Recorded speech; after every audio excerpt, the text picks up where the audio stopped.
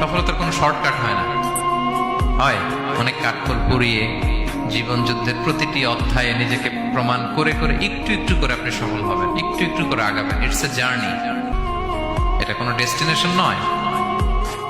এবং সফল হওয়ার পথ পরিক্রমায় কোনো লিফট নেই, সিঁড়ি বেয়ে উপরে উঠতে হয়। কি বেয়ে? কিন্তু আমরা সফল হতে চাই কিভাবে? ডাইরেক্ট 100 তলায় তো আমি সফল, উপরে সবার উপরে আমি, এইভাবে চাই সফলতাটা।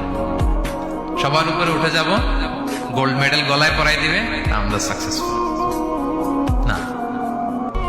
সফলতার রাস্তায় কোনো লিফট থাকে না। কি দিয়ে উঠতে হয়? সিঁড়ি বেয়ে ঘাম জড়িয়ে উঠতে হয়। দেখেন, শুধু আলোর মুখ দেখার জন্য মায়ের পেটে আমাদের কত সময় লাগছে বলেন তো? জাস্ট একটু লাইট, হ্যাঁ, 9 মাস 10 মাস সময় লাগছে শুধু একটু আলো দেখবো আমরা। একটু আলোর মুখ দেখার জন্য আমার লাগছে 9 মাস। আর এখানে আমরা শর্টকাট খুঁজি, খালি কি খুঁজি? সফলতার কোনো শর্টকাট নেই।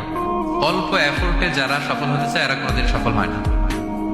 ইউসুফ আলাইহিস সালামের জীবনীটা একটু খেয়াল করেন, একটু একটু করে তিনি সামনের দিকে গিয়েছেন এবং সবশেষে ইজিপ্টের ফিনান্স মিনিস্টার হয়েছেন।